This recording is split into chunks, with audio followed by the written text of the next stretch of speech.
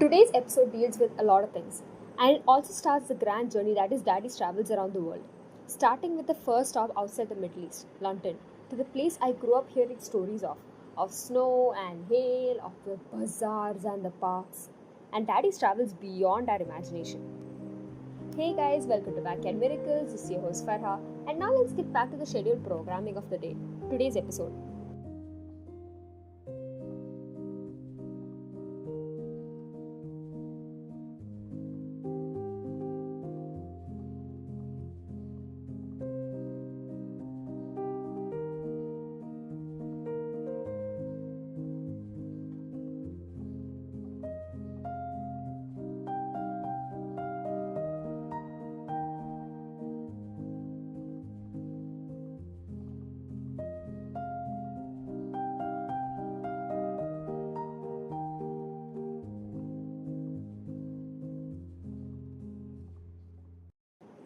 Last time we stopped, Daddy was reluctant of going back to Dubai, back to work for the Sheikh.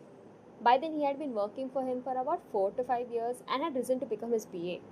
He ended up staying in Kerala for about 3 months, and he was not really sure if he still had a job after the Sheikh passed. But I don't think Daddy honestly imagined on how his luck would end up turning. But before we go further, I want to add one more incident.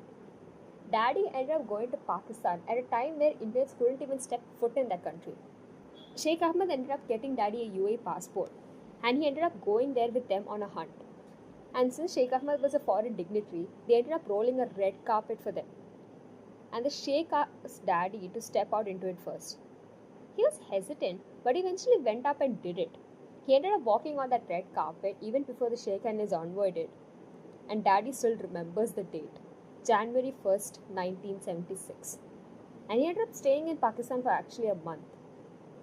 Once Daddy came back to Dubai, the wife of the Sheikh, that is Sheikh Mariam, who's also the older sister of the current ruler of Dubai, that is Sheikh Mohammed, ended up hiring Daddy as her PA. This was after she saw his capabilities while working for her husband. And Daddy was really happy that his abilities were recognized and that he had a new job. And by now, Daddy had learned a little Arabic, so communication was easier between Sheikh Mariam and Daddy. He worked for her for a while and eventually struck a bond with her. And once she got to know that he was married, she insisted, even demanded Daddy to bring Mummy to Dubai.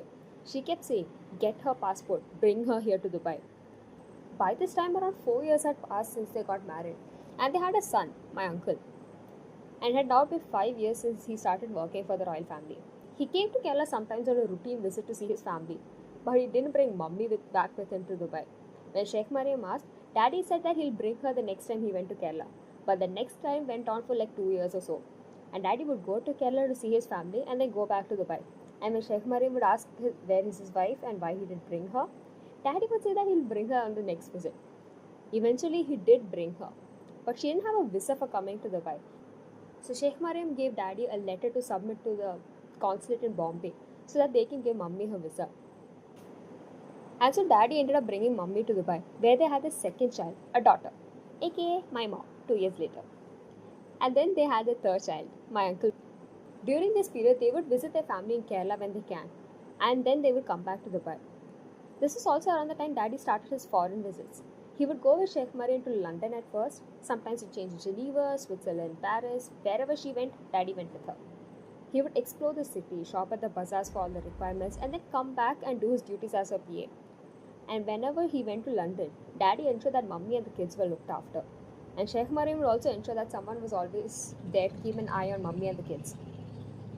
And Daddy would bring back souvenirs for them, clothes, chocolates, toys, and so many more things. Daddy took Mummy with him to London. And when Daddy was going out for any work or just to the bazaar to buy stuff for the household, he would take Mummy with him. Alla Daddy, Elda Mummy ku bazaar mein vaangichu. So Daddy, what did you buy for Mummy at the bazaar? എന്തൊക്കെ ചോദിച്ചത് അത് വാങ്ങിച്ചു കൊടുക്കും. Whatever she asked, I bought it for her. They ended up staying there for a month. If your next question is, where are the kids if Mummy and Daddy were in London? They were staying with Daddy's brother who was in Dubai. And when they came home, Daddy had some people at the palace area and his colleagues to keep an eye on them. Because it was school time and they would sometimes come home to get their things. But they were mostly with Daddy's brother and his wife. By the time they came back, the kids truly missed them.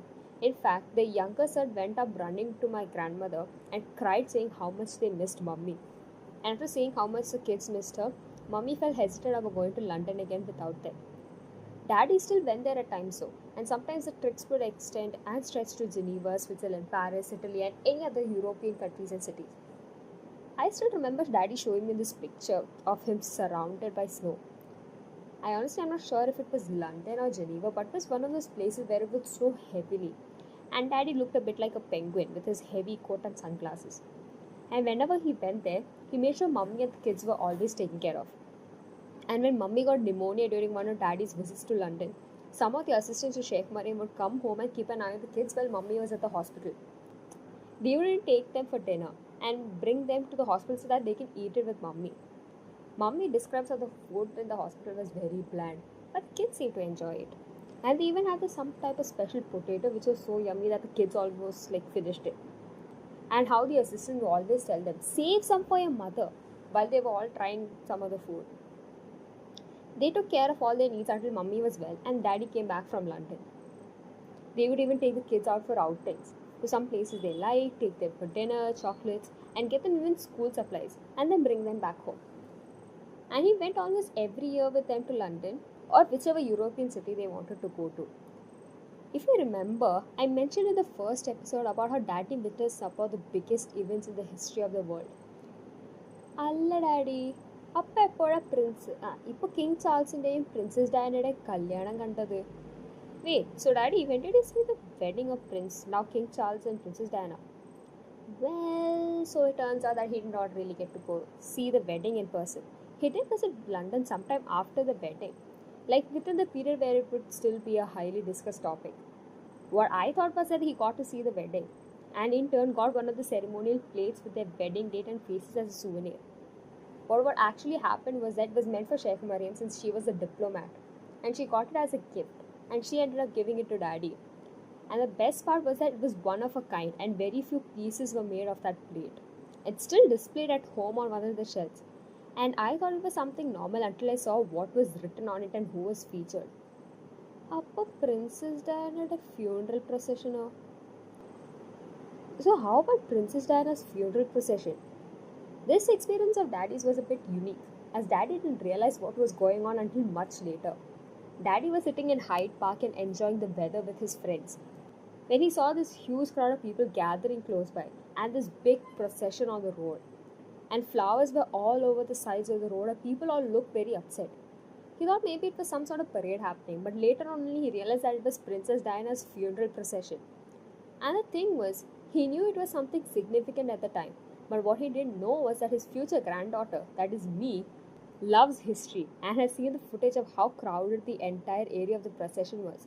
And the person who's been carrying her and cracking the occasional bad joke, that is Daddy, was someone who witnessed something significant in the history of the world.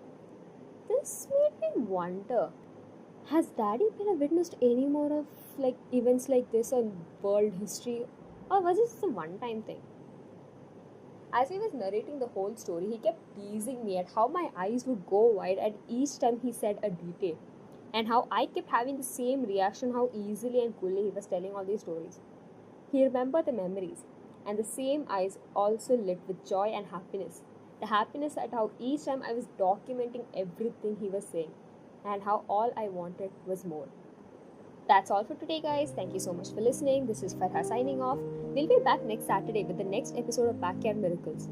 Stay tuned to the next episode where I'll talk more on Daddy's travel experiences and stories from around the world, and if he'll witness any more of such events, and how me being a history buff comes into the story of his travels from around the world. Let's wait and see how things go. Okay?